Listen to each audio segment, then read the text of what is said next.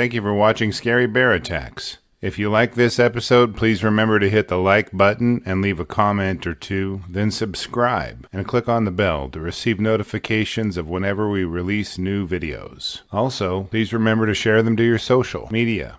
Welcome back to Scary Bear Attacks. Today's episode whisks us away to another waterfall, but this time it isn't Liard Hot Spring, though it has similar foreboding undertones. We are going to the Cherokee National Forest, which covers roughly 1,000 square miles in eastern Tennessee, about 22 miles east of a town called Cleveland. In the Chilhowie Recreation Area, there's a beautiful tumbling waterfall called Benton Falls that draws visitors the 1.5 miles up its steep trail. Its water cascades down a formation of rock that look eerily like stairs, almost as if they were designed by a craftsman. In this area, in the last few weeks, 42 bear sightings have been documented. The state of Tennessee is its own little patch of wild in the middle of a nation of modern. In the western part of the state, the Mississippi River Valley slopes up toward the Cumberland Plateau, which breaks up into the Smoky Mountain foothills to the east. There are at least 50 different large tree species in this state, and they include maple, hickory, ash, oak, and pine trees. The smaller trees here include serviceberry, pawpaw, alder, and several species of sumac. The list of berry bushes is too long to list here. The animals here include elk, white-tailed deer, and wild hogs. The predominant predators of this area include fox, coyotes, bobcats, cougars, and black bears. On Thursday, April 13, 2006, at around 4 p.m., 45-year-old mother Susan Chenkis was enjoying a planned trip to the above-indicated location as a sidetrack from visiting her son, Christopher, who attended Lee University in Cleveland. Susan was an alumni from Lee University, and she immensely enjoyed camping, hiking, and being in the woods nearby. The university and the area around it was a home to many fond memories for her. She never once saw a bear while she was there. Susan's 37-year-old husband, Robert Petrasek, had to work, so he stayed behind and didn't go on the trip with his family. She brought her children, 6-year-old Elora Petrasek and her 2-year-old brother, Lucas Kenkis, to Lake McCamey near Benton Waterfall for relaxing family time together. A few weeks before departing for this trip, Elora told her mother that she may go to heaven before her mother. Susan thought of this as an imaginative thought from an energetic child's mind. Susan told Elora that she was sure she would live many more years than her mommy, but we never know when it is our time to go to heaven, and that angels would be with her. Every night Susan snuggled her little girl and prayed before tucking her in. Elora's name means God is my light. She loved to wear skirts and dresses, especially the pink ones. She loved nature and animals, especially butterflies, and even got upset if her mom tried to swat flies. She often pretended to be a veterinarian, motivated by the thought of caring for and saving injured animals. As they played in the lake, Susan regaled the children with descriptions of Benton Waterfall, a short hike up the trail. She described its beauty, and Elora begged to see it. Susan agreed, and Elora disappeared, dashing along the trail, eager to see the waterfall. They expected to be surrounded by the embracing greenery and lulled by the sounds of the waterfall, but what they didn't count on was that in nature there are many unexpected scenarios which are denuded of sentimentality and mercy. Along the trail there were several children playing alongside Susan's children, as it is an easy location to bring smaller children to. One of the visiting families was walking down the trail and away from the pond when a giant black bear suddenly appeared from the brush along the trail. They backed slowly down the trail and sounded the alarm of the bear's presence to the rest of the people there. Susan glanced up the hill and could see the bear around 100 feet away. She yelled out to her kids to come to her as it was time to go. As she gathered her children, the 350 to 400-pound black bear quickly ran through the brush to their location. It had hidden back in the bushes along the trail and paralleled the trail to appear alongside the family in an ambush of its prey. A few of the adults present recognized the danger the bear posed to the group and began yelling and shouting in an attempt to drive the bear off. As the bear approached the group, children and adults began to panic and run in every direction like a covey of quail flushed from brush. As 2-year-old Lucas was a little less scared than the rest, he made an easy target for the massive black bear. It quickly scaled a fence and opened its jaws and bit onto his head, driving its canine teeth through his skull. Susan immediately grabbed her son and began pulling Lucas to get him away from the bear.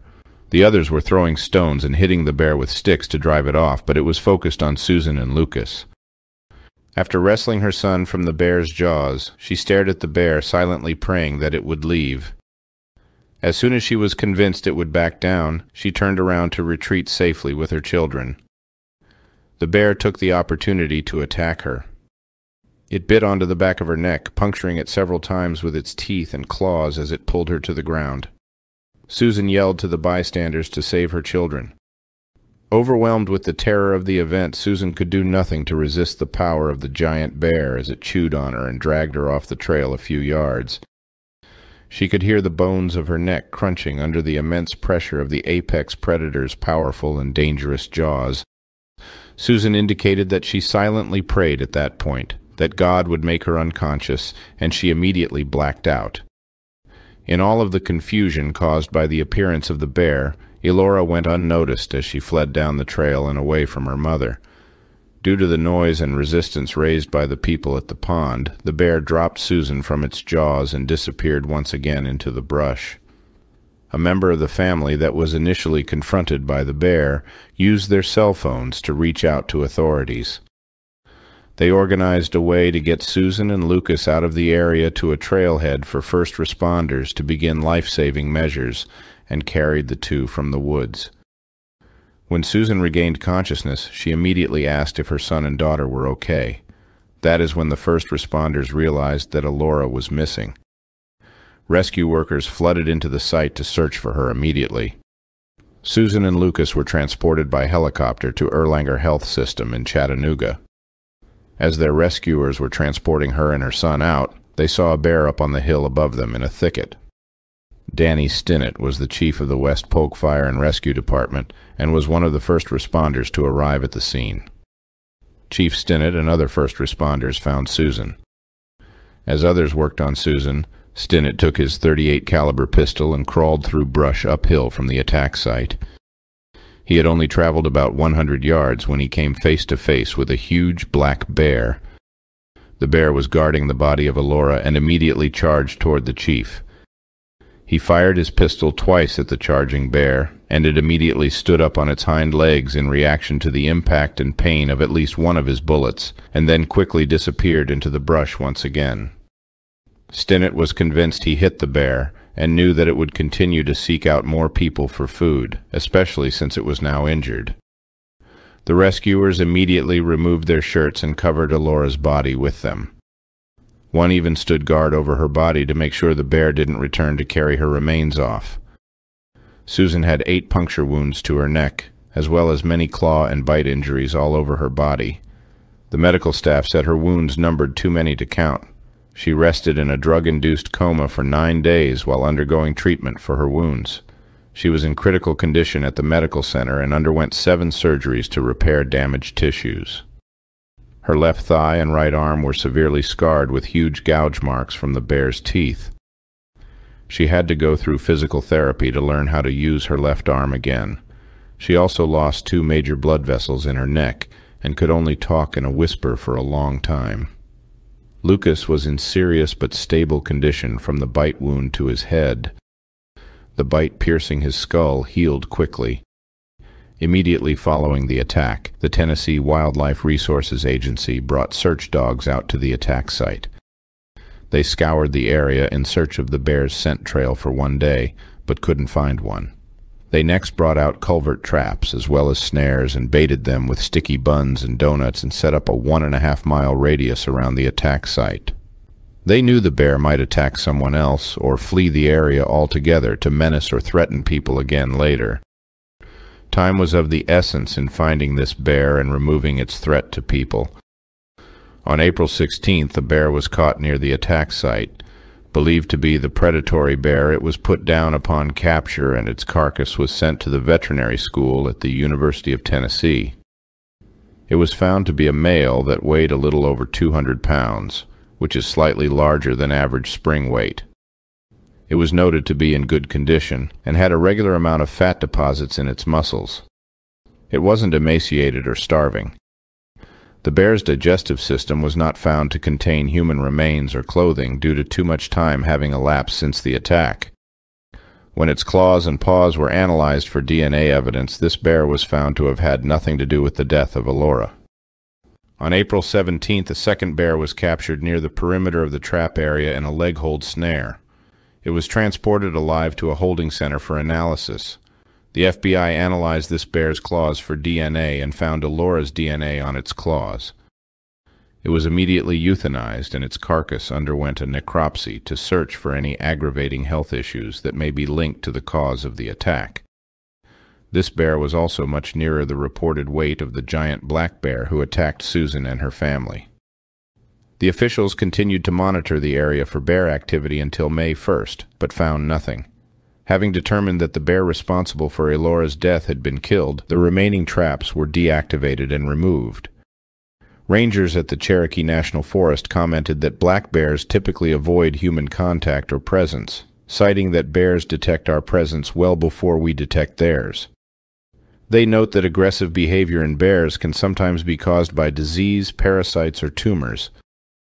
There was no source I could find that indicated the final analysis of the attacking bear's condition. Bear researchers postulated that the black bear may have recently emerged from hibernation and was hungry enough to pursue humans. They also thought it was possible that the bear acted in a territorial manner due to the presence of other competing males in its territory. Since the year 2000, there have been 2 fatal bear attacks in Tennessee, both being on female people. There have been 56 documented human fatalities from black bears in the last 100 years. North America is reported to have around 750,000 black bears. Around 1,500 black bears currently live in Cherokee National Forest. An investigation determined the attack to be an unprovoked predatory attack. Officials note that bear attacks are rare, but predatory attacks are the most difficult to predict and avoid. Nearly 2 years later, to the day, Susan returned to the site of her and her son's attack and Elora's death. Forestry workers that accompanied her pointed out the location where they found her bleeding and asked for help. They showed her where Elora's body was found and hoped that confronting her fears surrounding this trauma may be healed, at least in part, by her visit. Lucas had accompanied his mother on this return to the falls and entertained himself by jumping from rock to rock searching for fish. He was oblivious to the prior trauma seemingly, and that pleased Susan to see. Accompanied by her father and her son, the Chenkas stepped off to the side to say a prayer of gratitude and healing together. Upon returning to the church which her father pastored, he called her up to the stage to lead worship. She unsteadily walked her way up and wondered silently how she was going to do this, but she did. Many of the congregation wept as she quietly led them in a chorus of "Great is your faithfulness." The pain of losing her daughter was crippling at times, and when her grief overcame her, she crept into Elora's pink bedroom to weep. She decided to focus her life on living for her daughter and worked hard to rehabilitate herself and live with gratitude and allowing herself time to grieve the loss of her daughter. Robert, Susan's husband, dealt with his grief privately while running the household during her grieving periods. Susan researched how families who experienced grief helped in their healing by serving others. She states that that is the key to healing from wounds like losing a child. This episode was hard to research and even harder to write and compile. The episodes that involved the death or injury of children always seem to hit hardest. After reviewing the details of this episode, I am left with a few questions for you. Do you think this bear attack may have been avoided if someone at the waterfall had been carrying a firearm or bear spray? Why do you think Elora told her mommy that she would be in heaven before her mother? Do you think the bear left Susan to pursue Elora? Did the authorities actually kill the predatory bear, or did they get the wrong one? I will be glad to read your thoughts, so please post them in the comments section below and let's talk about it. Welcome back to Scary Bear Attacks. Today's episode takes us back to a place we have visited on several previous episodes and for similar reasons. Just outside of Anchorage is the Wrangell, St. Elias Park and Preserve. In fact, Anchorage sprawls right up the edge of the wilderness area and creates a zone where bears and humans have a high likelihood of running into each other. The mountains to the south and east of Anchorage are the Chugach Range and are impressive, beautiful, and foreboding. The forest canopy here is a mix of aspens, pine, fir, birch, and spruce trees, and alder, as well as willows crowding the banks of every body of water. The peaks are dotted with Dall's sheep and mountain goats visible from downtown Anchorage on a clear day. Moose, caribou, and Sitka black-tailed deer may be seen amongst the dense foliage and lush mountainsides in the Chugach. Dominant predators in the area include wolves, coyotes, black bears, as well as brown bears. It is in this beautiful scene in which our episode takes place today. On June 19, 2018, 44-year-old civil engineer Mike Soltis was just putting some chicken in the sink to thaw for dinner around 4:30 in the afternoon. Mike worked for the Alaska Native Tribal Health Consortium, overseeing and designing rural water projects around the state. He was a lifelong resident of Eagle River and loved to go wandering through the forests around it all by himself. His life had just turned a corner for the good. Mike and his girlfriend, Elizabeth Claus, had just gotten engaged and found out she was carrying their baby. Elizabeth was a brigade judge advocate for the U.S. Army and was excited about moving in with Mike soon so that they could prepare for the birth of their child in November. The successful couple's futures were looking very promising as they slowly intertwined their lives. After putting the chicken and water in the sink, Mike donned his gray sweatshirt and tennis shoes. Nature was beckoning him, and he would gladly answer her call. He answered a text, then out the door he went. He was very experienced at hiking in the area, and no source indicated he had taken bear spray, nor a firearm with him on this hike. Mike hiked along the myriad of trails that wind their way through his higher-end subdivision. His home was a short distance from the end of Highland Road, which formed a dead end at the upper portion of South Fork of the Eagle River Valley. After that, hiking trails took over and meandered through brush and slope. But hikers are not the exclusive users of hiking trails. By Tuesday afternoon, no one had heard from Mike. Sean Raelt, one of Mike's close friends, decided to go up to Mike's home and check in on him. Upon arriving, he entered Mike's home and called for his friend and looked through the home. Sean could see the chicken still in the sink but couldn't find Mike anywhere. There was no note, and his vehicle was sitting in the driveway, so he had to be nearby. Sean went outside and walked the property looking for Mike or a clue to his whereabouts, but found nothing. With growing concern, Sean immediately called everybody that he could think of that might have insight into Mike's location. This network of friends and family quickly posted on social media and communicated to form a search party. Mike's father hired a private helicopter and pilot to search from the air as foot searchers converged on his last known location. His close friends and family reacted quicker than the authorities and began searching without them. By Wednesday morning, several groups of ground searchers arrived and devised a plan to walk the trails of the subdivision and try to find Mike. 51-year-old Paul Vasquez was searching alongside Mike's cousin, Wendy Yeoman. Wendy was walking with the other searchers when she felt an urge to go down a small ravine and look for Mike there. Knowing that searchers must stay together and seeing Wendy headed in that direction, Vasquez began to walk toward her. She began to walk around a steep hillside when she heard a noise only a few yards from her location. She glanced up and saw an enormous brown bear blurring toward her through the brush. Vasquez only had time to take a few steps to place himself between Wendy and the charging bear, which stopped the bear from attacking Wendy, but it focused its anger on him instead. The bear clamped its jaws on Vasquez's leg and shook its head from side to side. It wrapped its massive claws around his lower leg and pulled him toward itself, eliminating his escape. Its teeth drove deep into the flesh of Vasquez's leg as he screamed in pain. Vasquez was pulled to the ground when the bear briefly disappeared into the bushes. As Vasquez tried to crawl away, the bear emerged once again to resume its attack on him briefly. Wendy could only look on in desperation while she screamed for help. A small group of searchers sprinted toward Wendy's screams and drove the bear off of Vasquez and back into the surrounding bushes. Vasquez's leg wounds were serious, and the searchers began to bandage his leg with a tourniquet to slow the bleeding. They quickly devised a plan to get him back to the road and loaded him into one of the searchers' vehicles.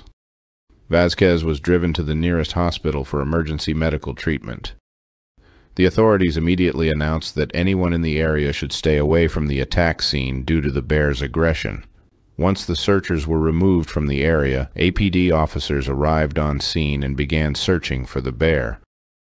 Upon returning to Vasquez's attack location about 20 yards away, they found the remains of Mike Soltis. The bear had claimed his body as food and buried it under sticks and duff. His body had been cached by the bear, and it had already demonstrated its intentions to defend it by attacking Vasquez. A recovery team gathered Mike's remains and solemnly packed them past several nice homes along the road. The Alaska Department of Fish and Game knew they would have to catch this bear and kill it. It had already attacked Vasquez and may have killed Soltis as well. They were reluctant to label Mike's attack as predatory because there was a chance he may have had a heart attack or another health emergency while hiking, and the bear merely scavenged his body afterward. Mike's remains were taken to the coroner's office for examination and cause of death findings. Fish and Game officials combed the area, searching for the giant brown bear. They set out foothold traps in an attempt to snare it so they could tranquilize it for examination. If they ran into an aggressive bear and killed it, they may not have killed the bear that had been responsible, so a snare would be the best bet for finding the right bear. They also set out game cameras and did capture a grainy photo of a brown bear overnight, but could not locate that bear the next day. The foothold snares they had set out had managed to catch 3 black bears over a month's time, but they were released.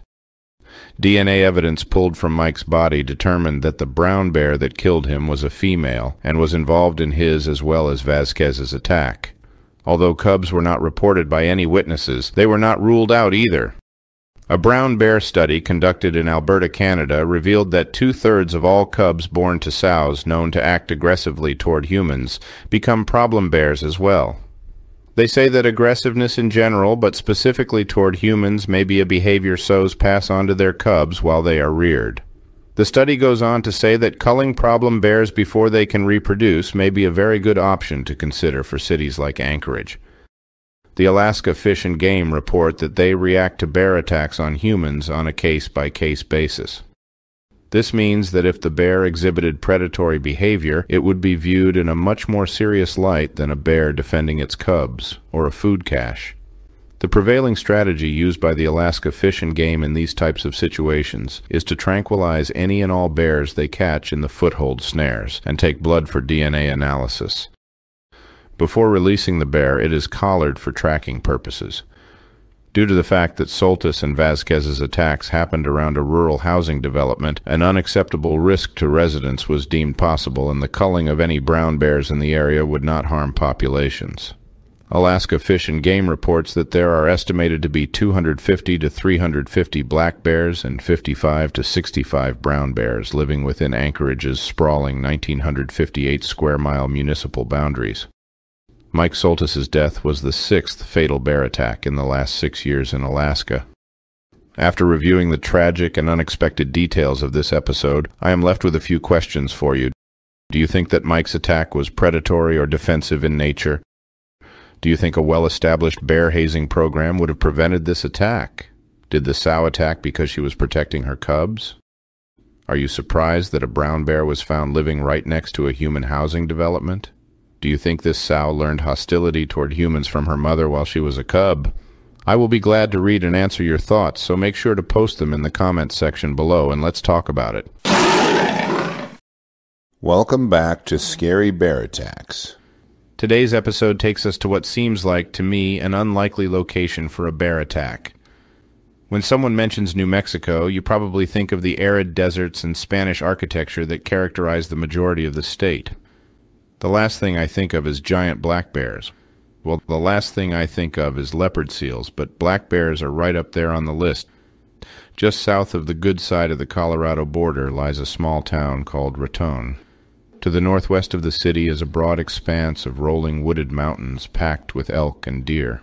The pine, spruce, and juniper stands cover the land like an emerald blanket and provide shade and shelter for predator and prey alike. There are cougars, gray wolves, coyotes, foxes, and somewhere between 5,000 and 6,000 black bears.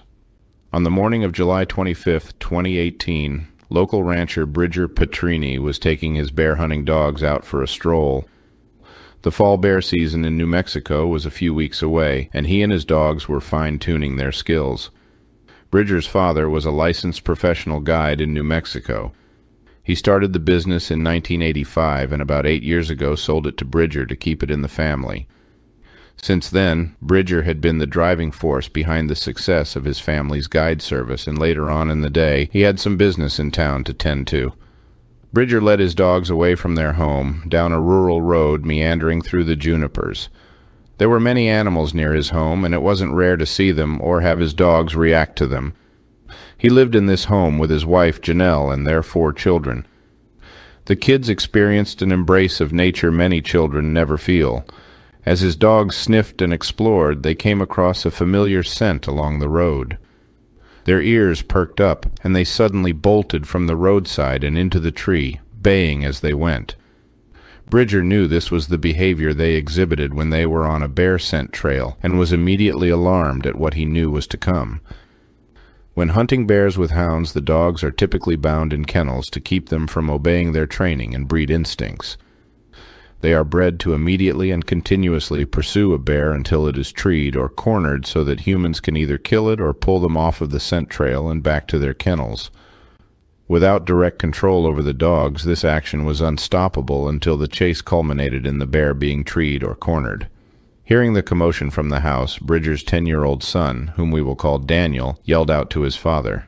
He asked if he could help his dad round up the dogs and received an affirming reply, as well as instructions to bring the Kawasaki mule for the pair to ride on as they followed the baying hounds.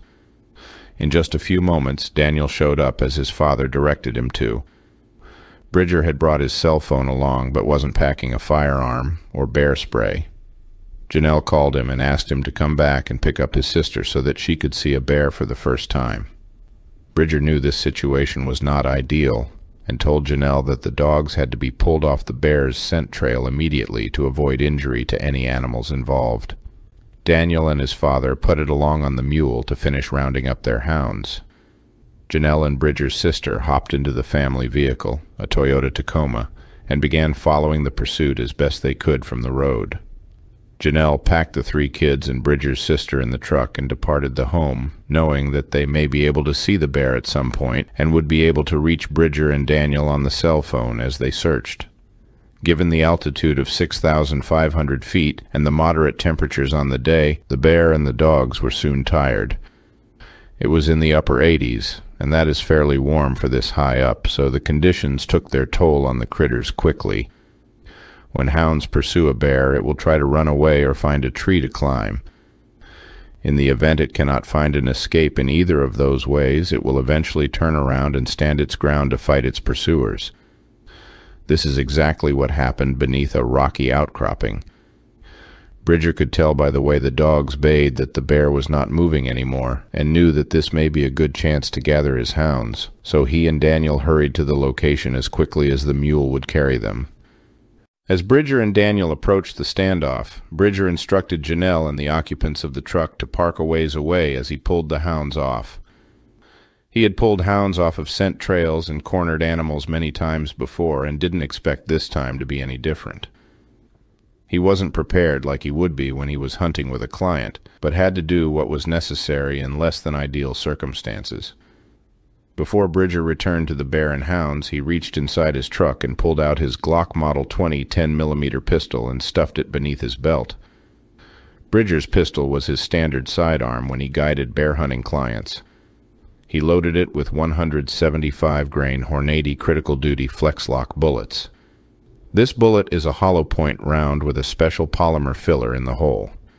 This feature is designed to keep the bullet from being pulled apart by fibrous materials like clothing or hair. The bullet will penetrate further into flesh before opening up and mushrooming, imparting its force deeper into tissues instead of just beneath the skin. This allows the bullet to penetrate around 18 inches of flesh, wreaking havoc on anything living its impact. This particular round is designed with reduced recoil to allow for faster and more accurate shooting, and is deliberately designed with less power than a typical 10mm round. As Bridger turned around and headed back toward the bear and hounds, his daughter tried to follow him but was called back by Janelle to the safety of the truck. As Bridger trudged along his path, the countless times he had seen black bear turn tail and run at the sight or scent of a man emboldened him. He expected nothing different this day and hoped to soon have his schedule and plans back on track. Across this small, flat area were strewn kitchen appliance-sized boulders, which Bridger used to bound across in his approach. As he rounded a low-growing cedar tree, his hounds and the bear came into view. He was now only about 20 feet from one of the bigger, cinnamon-colored black bears he had ever seen. His experience told him this bear weighed around 400 pounds and was unique for the area. Bridger considered pulling his cell phone out and recording the bear for his own records, but that is when everything this experienced bear hunting guide knew betrayed him and would put him in a perilous confrontation with this bear. Some people say bears are a lot like people. Each one has its own reaction to any particular stimulus. People are unpredictable, but bears are unpredictable and much more dangerous. As soon as the bear locked eyes with Bridger, it pinned its ears back and lowered its head. He knew this meant that this bear was focusing its anger on him, and that wasn't a good thing. He immediately dropped his cell phone and reached for his Glock in his waistband. It has been reported by people who experience terrifying situations that their brain goes into a hyperdrive of sorts. Fast events are somehow slowed down, and every detail is magnified and analyzed by those who experience this phenomenon. As he watched the bear's paws stretch out toward him, initiating a charge, Bridger knew this was not a situation to fire warning shots. The bear was too close for half measures and too large to dismiss its intentions. His mind quickly determined that if he fired at the bear's head and missed, he might shoot one of his dogs, but aiming at the massive body of the bear was his best bet. He quickly fired 3 rounds, center mass, toward the bear as it took its next few bounds toward him. The bullets hit home, and the bear reacted in pain and anger. It spun in circles, biting at the searing bullet burrowing into its flesh, a mere 6 feet from the muzzle of Bridger's pistol. Seeing the bear temporarily distracted by the pain and impact of the bullets, Bridger decided to put more room between himself and the bear. He managed to hop from boulder to boulder. Midway through his third leap to the next boulder, he witnessed his hounds racing past him. He knew that this was because they were being pursued by the now wounded and enraged bear. As he landed on the third boulder, he spun to face the bear and saw its eyes still fixed on his and filled with anger. He could see the muscles rippling beneath its thick hide and fur. His mind processed every detail: how its claws slapped the ground as they dug in while it bounded toward him, and how its teeth glistened from the saliva frothing from its mouth. Bridger didn't even have enough time to pull the trigger again before the bear bowled into him. It tackled him like a furry NFL linebacker, and the pair tumbled down the rocky slope. As they rolled down the hill, the bear continued its focused attack with uninterrupted intensity. It seemed to process every detail even faster than Bridger's mind could comprehend. He fired his pistol a few times as they tumbled, but later didn't recall firing any. He grasped his Glock as if his life depended on it, as it clearly did. As they wrestled while falling down the slope, they broke tree branches and smashed their way through the brush in a chaotic flash of teeth, claws, and belabored grunts. They eventually came to rest, wedged between a few larger boulders. Bridger's arms and legs were all tangled up with the bear's, and he quickly worked to free himself. Bridger knew his Glock held about 12 rounds in the clip. He knew he had fired 3 shots at the bear initially, but didn't recall firing a few during the tumble. As the bear rose to its hind legs, Bridger believed he should still have around 9 rounds left in his Glock. With the bear now only 1 foot away from the muzzle of his pistol, he fired into its chest before slipping further down the slope once again. When he finally stopped sliding, Bridger yelled toward Janelle to stay away and keep the kids away. The bear was once again on him before he could process it. Bridger stretched his legs up and kicked at the bear as it tried to straddle him with its front legs. He knew the bear would try to use its weight to hold him down so that it could bite his body, neck, or head. He fought for all his worth to prevent this from happening. He had the wherewithal to know that he couldn't shoot it while he flailed his legs at it. Bridger kicked at the bear's head, and the bear dodged it. Its head was now between his legs, and it sank its 1 1/2-inch canines into the flesh of his inner thigh muscle. The bear easily picked him up a few feet in the air as Bridger pressed the muzzle of his pistol into the fur of its neck. He knew if he could shatter its spine, it may immobilize the bear. He squeezed the trigger, and the bear released its grip on his thigh. The bear didn't fall over, immobilized as Bridger had hoped, and quickly latched its jaws onto his right calf muscle.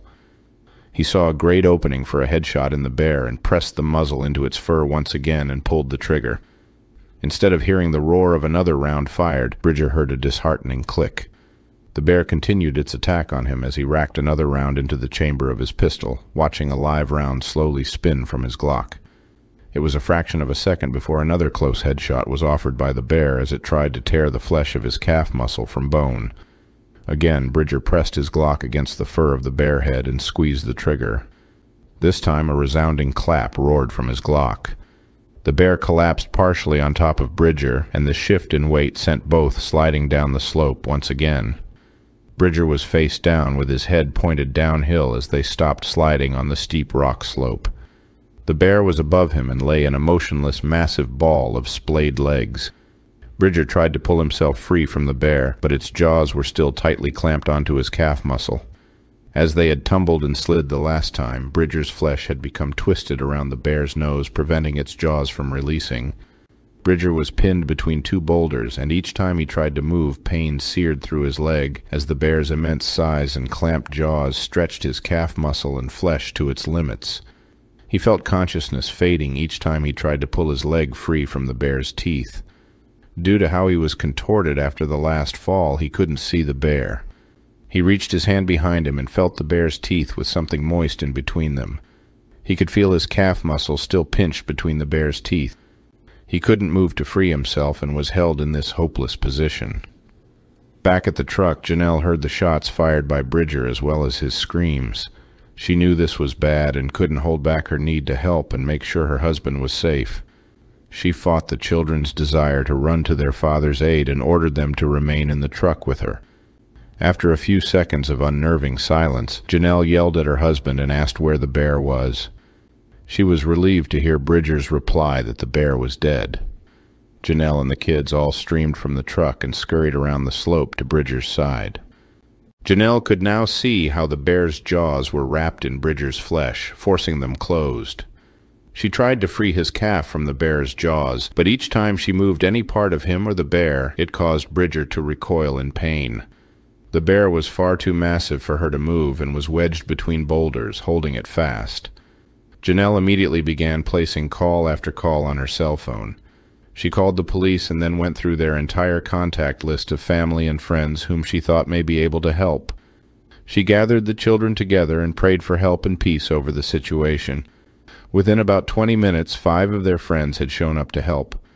As strong as they were unable to dislodge the bear from its wedged location due to its immense size. Between the brush and boulders holding the bear, the men had to search for another way to get this bear to release its grip. Janelle's brother Brad was one of the men who responded to Janelle's calls for help. He grabbed Bridger's pocket knife, which was a 3-inch griptilian made by Benchmade.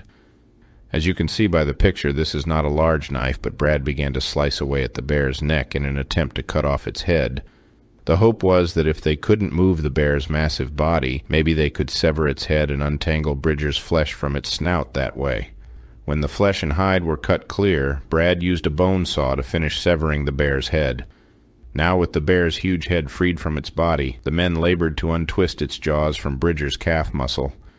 As soon as the last stretch tissues were untwisted, the bear's jaws popped open and Bridger's calf was released. It was now gray in color from lack of blood supply and trauma. The previous January, a helicopter crash had occurred very near to this bear attack site, and Bridger was the first person on the scene. He held 2 of the victims in his arms as their life passed. What he saw had traumatized him and caused him to swear off ever flying in a helicopter, but life has a funny way of making each of us eat our own words. As the rescue helicopter broke the silence with its approach, Bridger began to become upset. He loudly objected to the idea of being flown out and yelled out loud, "I'm not getting on that thing."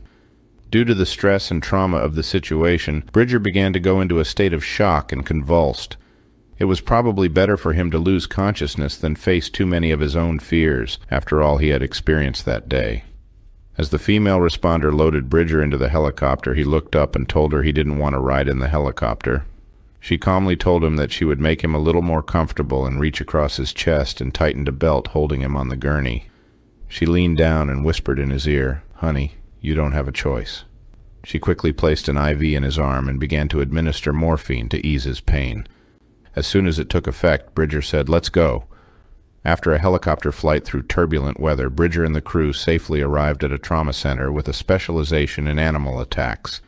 He underwent 4 hours of surgery to clean and close several bite wounds on his right thigh and calf muscle and suffered innumerable bruises and abrasions from the tumble down the hill. He received just over 200 stitches in the process. The pictures of Bridger's wounds and the dead bear are not fit for YouTube standards, so I have posted them on my Patreon account linked below. I do warn you, they are graphic, and there is a picture of a severed bear head there, so if you are unable to stomach those kinds of images, don't look at them. He had to go through weeks of painful physical rehabilitation and was laid up for the bear season while he recovered. He suffered long-term tissue and nerve damage in his right leg, but survived, all due to the fact that he grabbed his Glock with the Hornady rounds. Although Bridger's bear attack only lasted about 20 seconds, the effects of it will last a lifetime. Once he was able to check out his Glock, Bridger found bear hair between the guide rod and the slide of the pistol. This prevented the slide from returning to the firing position on the round that misfired. In order to get bear hair into this part of the gun, it would have to be fired at close enough proximity for the slide to move forward and trap bear fur inside the mechanics of the gun. Thankfully, Bridger was aware and able enough to chamber a new round to bring his bear attack to an end. After examining the facts surrounding this episode, I am left with a few questions for you. Why do you think this bear did not do what so many other bears do and run for its life when it saw Bridger? Do you think this bear was exhausted and frustrated enough by the dogs that it took out its angst on Bridger? Do you think bear spray may have prevented this bear attack? What do you think Bridger could have done differently to avoid this attack? I will be glad to read and respond to your thoughts, so please post them in the comments section below, and let's talk about it. Thank you for watching Scary Bear Attacks. If you've enjoyed this episode, please consider clicking on the like button and clicking on the bell icon. We'll help you know when we post our new episodes. Posting our video links to your social media profiles furthers awareness, and it's fun. We slashed our prices in our merch store, linked below, so check out the bargains there while you shop. As a member of our human community, remember to adventure bravely and be careful out there, especially in bear country.